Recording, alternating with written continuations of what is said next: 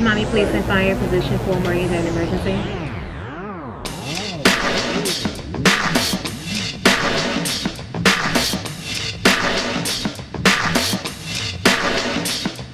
What's going on, guys? You ever wonder what happens when you dial 911?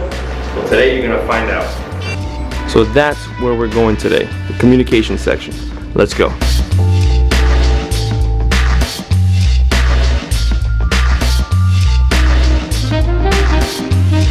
Knock, knock.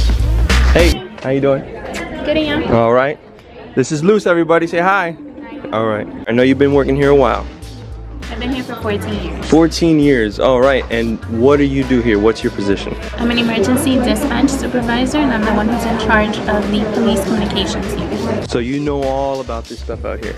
Yes. Can you clarify why everyone's wearing camouflage as their normal uniforms?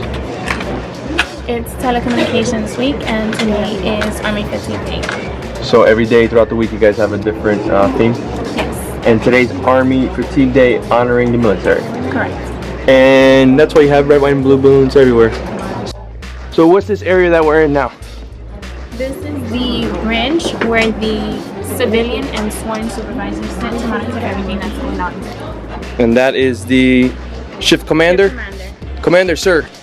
How are you doing? Alright, he's busy. We don't want to bother him. Alright, there's a lot of cool stuff going on here. So let's explain some of this stuff before we go out there.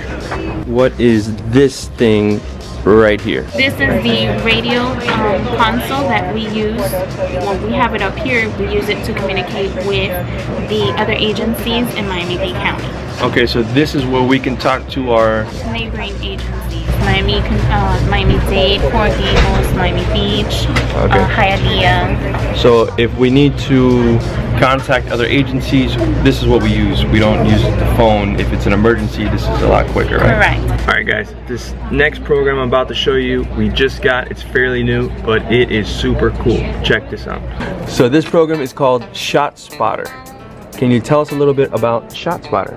Yes, it's a system that's set up throughout the city. They have sensors that are set up throughout the city that picks up any shots that are fired.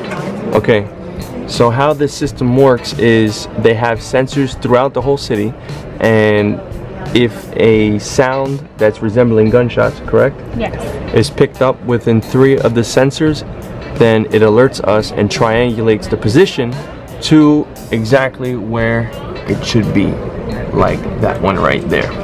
So in this case, if there's gunshots in the city, in the areas where the shot spotter is at, this will notify us within seconds of when it happens, and this way we're able to respond very quickly to an area where there's shots fired, and we have a pretty good idea where the shots are coming from.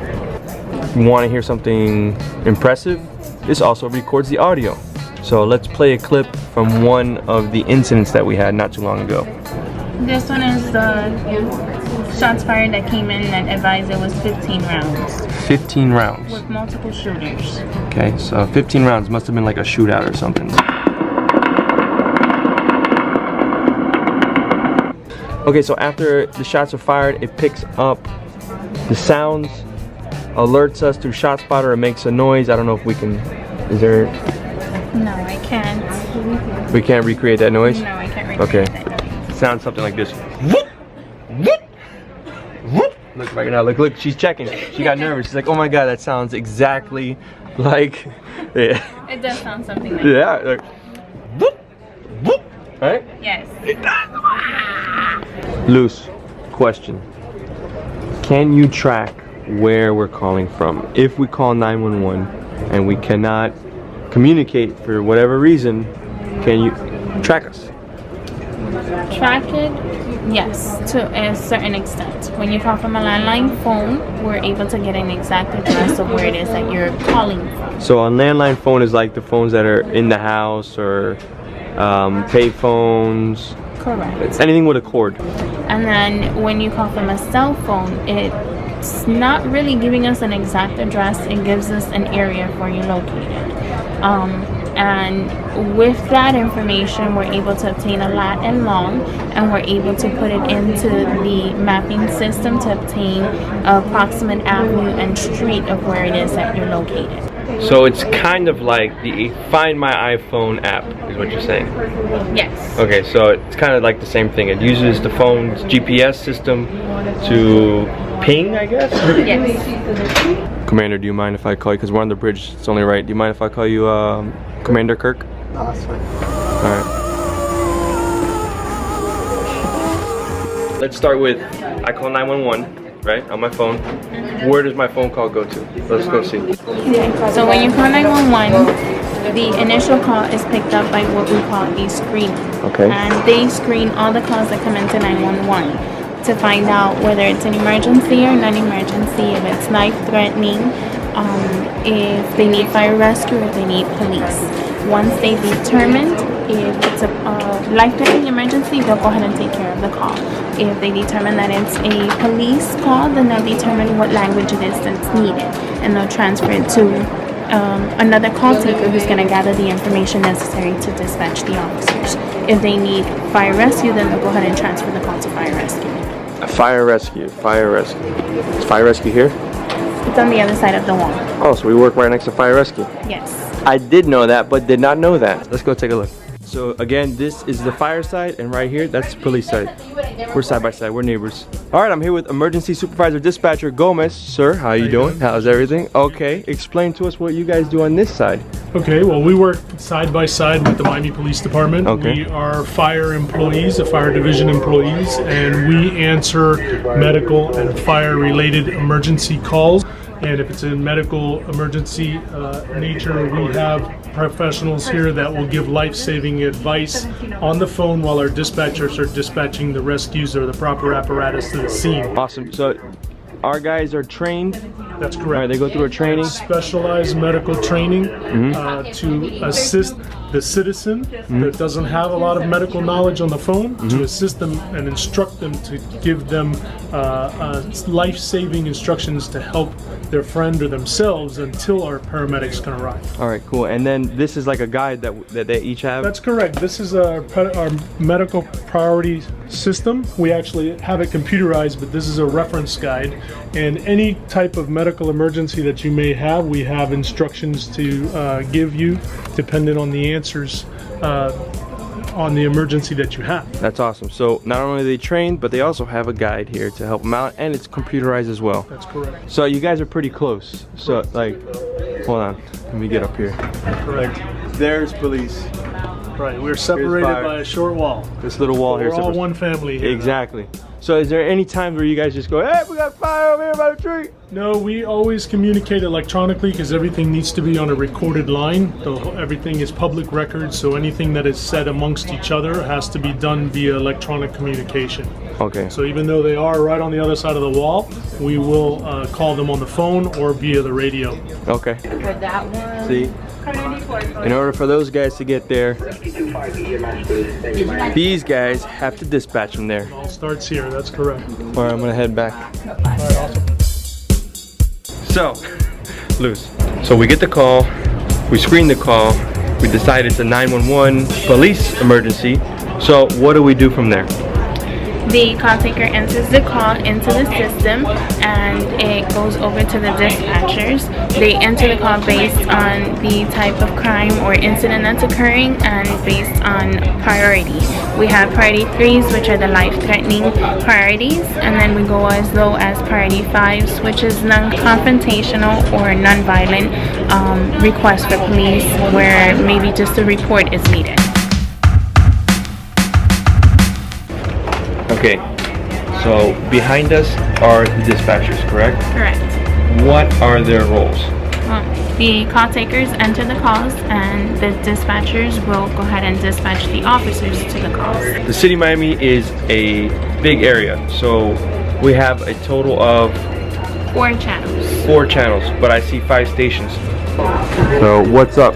That's correct. We have 5 stations. We have 4 channels that are manned by operators, and the 5th one is the relief operator, which gives the breaks to all the other 4 channels because they can't leave the channels unmanned.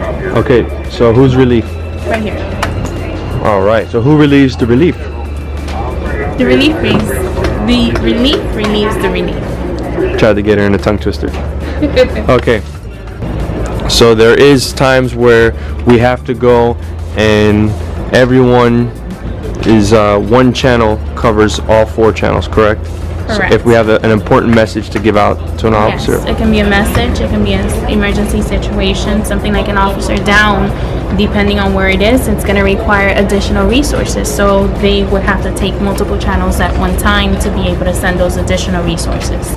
So I can only imagine how stressful it can be, and I made a comment that at the end of your shift you must be exhausted, and Luz corrected me, and what did you say?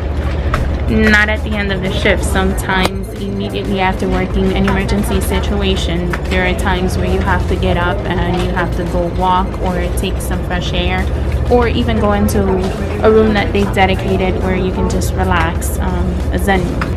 It's pretty stressful at times, but they're professionals. They can handle multitasking. How many screens? 1, 2, 3, 4 screens. So typing, talking, directing. It's a dispatch. You said your fingers hurt. Why? Because I'm typing everything I have to type. You have to type and talk at the same time? Yeah. Type and talk, answer the phone. My fingers have been going all day. Inner city. Answer inner city. We got inner city. Michael Trouble and QSK. So now he's talking to another agency. Your request that I use to unit concerning documents at 201 Northwest 4th Street. Can you advise me where your unit is? That's 9. Take it. Okay. 7150. JP, I'm being nosy. What did they want? And who were they? Because Unit 686 wanted a routine 15 to make contact with the 17 CVI party over there with the county. What he just said was a unit needed assistance. It was a car accident. A unit needed assistance with 686, which was an off-duty number. You can record that back and try to figure that out again. You're never going to get it.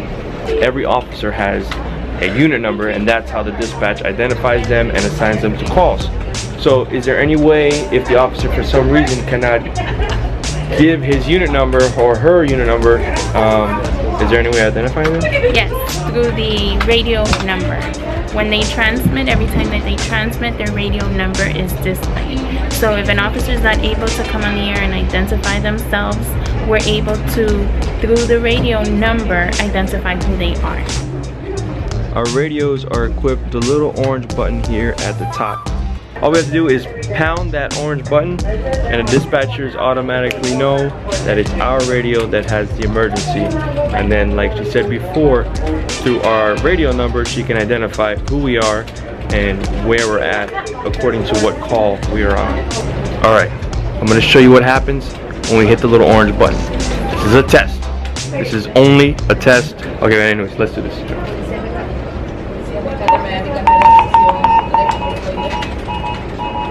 5197, the emergency. QSL. No!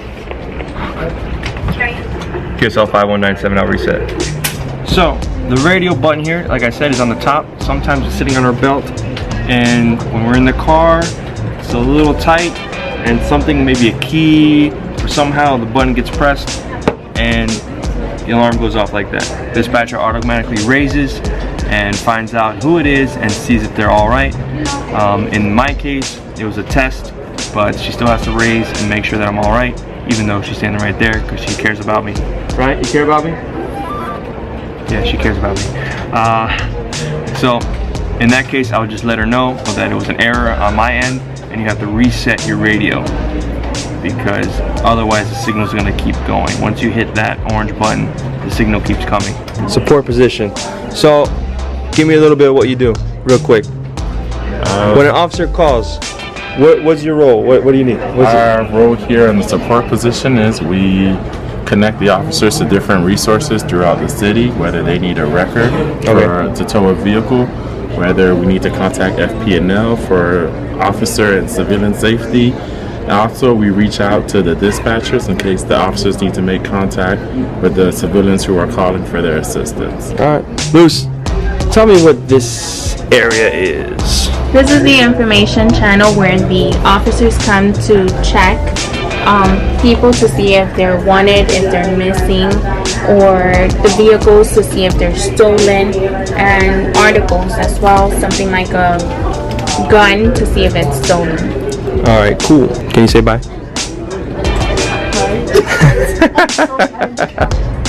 Let me show you guys how we do it here at the Miami PD Dispatch. Show 'em how it's done. Go.